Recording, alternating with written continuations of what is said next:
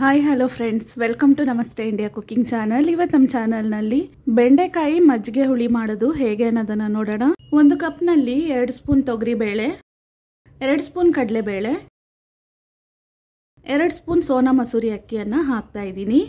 ನೀರನ್ನು ಹಾಕಿ ಇದನ್ನು 2 ಅವರ್ ನೆನೆಗಿಡ್ತಾ ಇದ್ದೀನಿ. 1/4 kg ಬೆಂಡೆಕಾಯಿಯನ್ನು ತಗೊಂಡಿದ್ದೀನಿ. ಮೊದಲಿಗೆ ಇದನ್ನು ತೊಳೆದ್ಬಿಟ್ಟು ಆಮೇಲೆ ಈ ರೀತಿ ಕಟ್ ಮಾಡ್ಕೊಬೇಕು. ಒಂದು ಬಾಣಲಿಯಲ್ಲಿ ಸ್ವಲ್ಪ ಎಣ್ಣೆಯನ್ನು ಹಾಕ್ತಾ ಇದ್ದೀನಿ. ತೊಳೆದು ಕಟ್ ಮಾಡಿರುವ ಬೆಂಡೆಕಾಯನ್ನು ಹಾಕಿ ಇದರಲ್ಲಿರುವ ಲೋಳೆ ಅಂಶ ಹೋಗೋವರೆಗೂ ಇದನ್ನು ಚೆನ್ನಾಗಿ ಬಾಡಿಸ್ಕೊಬೇಕು. ಬೆಂಡೆಕಾಯನ್ನು ಬಾಡಿಸ್ಬೇಕಾದ್ರೆ ಬಾಣಲಿಯಲ್ಲಿ ಈ ರೀತಿ ಬ್ರೌನ್ ಆಗತ್ತೆ. ಸ್ಟೀಲ್ ನಾರನ್ನ ಹಾಕಿ ತೊಳೆದಾಗ ಬೇಗನೆ ಕ್ಲೀನ್ ಆಗತ್ತೆ. ನೋಡಿ, ಈ ರೀತಿ ಬೆಂಡೆಕಾಯನ್ನ ಬಾಡಿಸ್ಕೊಬೇಕು. 2 ಅವರ್ ಆದ್ಮೇಲೆ ನೆನೆಸಿಟ್ಟಿದ್ದ ಬೇಳೆ ಮತ್ತು ಅಕ್ಕಿ ಚೆನ್ನಾಗಿ ನೆಂದಿದೆ. ಇದನ್ನ 2 ಬಾರಿ ತೊಳೆದು ಒಂದು ಮಿಕ್ಸಿ ಜಾರ್ನಲ್ಲಿ ಹಾಕ್ತಾ ಇದ್ದೀನಿ. ಇದರಲ್ಲೇ 2 ಇಂಚಷ್ಟು ಶುಂಠಿ, ಖಾರವಾಗಿರುವ 4 ಹಸಿರು ಮೆಣಸಿನಕಾಯಿ, 1 ಸ್ಪೂನ್ ಜೀರಿಗೆ, ಸ್ವಲ್ಪ ನೀರನ್ನು ಸೇರಿಸಿ ಇದನ್ನು ನುಣ್ಣಕ್ಕೆ ರುಬ್ಕೊಬೇಕು.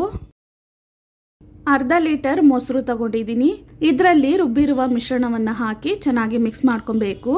ಈ ಮಜ್ಜಿಗೆ ಸಾರು ಮಾಡೋದಕ್ಕೆ ಮೊಸರು ಸ್ವಲ್ಪ ಹುಳಿಯಾಗಿದ್ರೆ ಟೇಸ್ಟ್ ತುಂಬಾನೇ ಚೆನ್ನಾಗಿರುತ್ತೆ.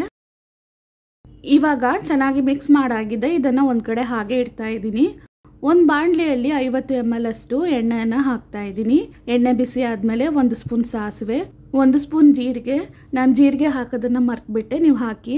ಗುಂಡು ಮೆಣಸಿನ್ಕಾಯಿ 6. ಈ ಮೆಣಸಿನ್ಕಾಯಿ ಇಲ್ಲ ಅಂದರೆ ಗುಂಟೂರು ಒಣ ಮೆಣಸಿನ್ಕಾಯಿ 3 ಹಾಕ್ಬಹುದು. ಕಟ್ ಮಾಡಿರುವ ಮೀಡಿಯಂ ಸೈಜ್ನ 1 ಈರುಳ್ಳಿ, 2 ಕಡ್ಡಿ ಕರಿಬೇವಿನ ಸೊಪ್ಪು. ಈರುಳ್ಳಿ ಸ್ವಲ್ಪ ಸಾಫ್ಟ್ ಆದಮೇಲೆ 1/4 ಸ್ಪೂನ್ ಅರಿಶಿನದ ಪುಡಿ. ಇದನ್ನ ಸ್ವಲ್ಪ ಬಾಡಿಸಾದ್ಮೇಲೆ ಕಟ್ ಮಾಡಿರುವ ದೊಡ್ಡದಾದ 1 ನಾಟಿ ಟೊಮೆಟೊವನ್ನು ಹಾಕ್ತಾ ಇದ್ದೀನಿ.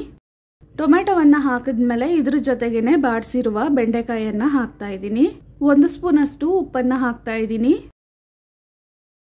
ಒಂದ್ಸಲ ಚೆನ್ನಾಗಿ ಮಿಕ್ಸ್ ಮಾಡಿ ಎಲ್ಲವನ್ನ ಒಟ್ಟುಗೂಡಿಸಿ ಸ್ಟವ್ ಅನ್ನ ಲೋ ಫ್ಲೇಮ್ ನಲ್ಲಿ ಇಟ್ಟು ತಟ್ಟೆಯನ್ನ ಹಾಕಿ ಮುಚ್ಚಿ ಬೆಂಡೆಕಾಯಿಯನ್ನ ಬೇಯಿಸ್ಕೊಳ್ತಾ ಇದ್ದೀನಿ. ಮಜ್ಜಿಗೆ ಸಾರಿನಲ್ಲಿ ಹಲವಾರು ವಿಧಗಳಿದೆ, ಈ ವಿಧದಲ್ಲೂ ಮಾಡಬಹುದು. ಮಧ್ಯದಲ್ಲಿ ಒಂದ್ಸಲ ಬೆಂಡೆಕಾಯಿ ತಳ ಹಿಡಿಯದ ಹಾಗೆ ಮಿಕ್ಸ್ ಮಾಡಿ ಬಿಡ್ತಾ ಇದ್ದೀನಿ. ನೀರೇನು ಹಾಕೋದ್ ಬೇಕಾಗಿಲ್ಲ. ಬೆಂಡೆಕಾಯಿ ಬೇಯೋದಕ್ಕೆ ನಾವು ಬಾಡಿಸ್ಬೇಕಾದ್ರೇನೆ ಸ್ವಲ್ಪ ಬೆಂದ್ಬಿಟ್ಟಿರತ್ತೆ. ಬೆಂಡೆಕಾಯಿ ಇವಾಗ ಪೂರ್ತಿಯಾಗಿ ಬೆಂದಿದೆ. ಮೊಸರಿನ ಮಿಶ್ರಣವನ್ನ ಇದರಲ್ಲಿ ಹಾಕ್ತಾ ಇದ್ದೀನಿ. ಆ ಪಾತ್ರೆಯಲ್ಲೇ ನೀರನ್ನ ಹಾಕಿ ಜಾಲಿಸಿ ಅದನ್ನು ಹಾಕ್ತಾ ಇದ್ದೀನಿ. ಮಜ್ಜಿಗೆ ಹುಳಿ ತೀರಾ ಗಟ್ಟಿಯಾಗಿರಬಾರ್ದು.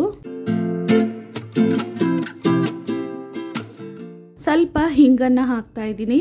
ಒಂದ್ಸಲ ಚೆನ್ನಾಗಿ ಮಿಕ್ಸ್ ಮಾಡಿ ಉಪ್ಪು ಏನಾದ್ರೂ ಕಡಿಮೆ ಇದ್ರೆ ಇವಾಗಲೇ ಹಾಕೊಬಹುದು. 1 ಮುಷ್ಟಿಯಷ್ಟು ಕಟ್ ಮಾಡಿರುವ ಕೊತ್ತಂಬರಿ ಸೊಪ್ಪನ್ನ ಹಾಕ್ತಾ ಇದ್ದೀನಿ. ಇದಾದ್ಮೇಲೆ ಇದನ್ನ ಮಿಕ್ಸ್ ಮಾಡ್ತಾನೆ 1 ನಿಮಿಷದವರೆಗೂ ಕುದಿಸ್ಬೇಕು.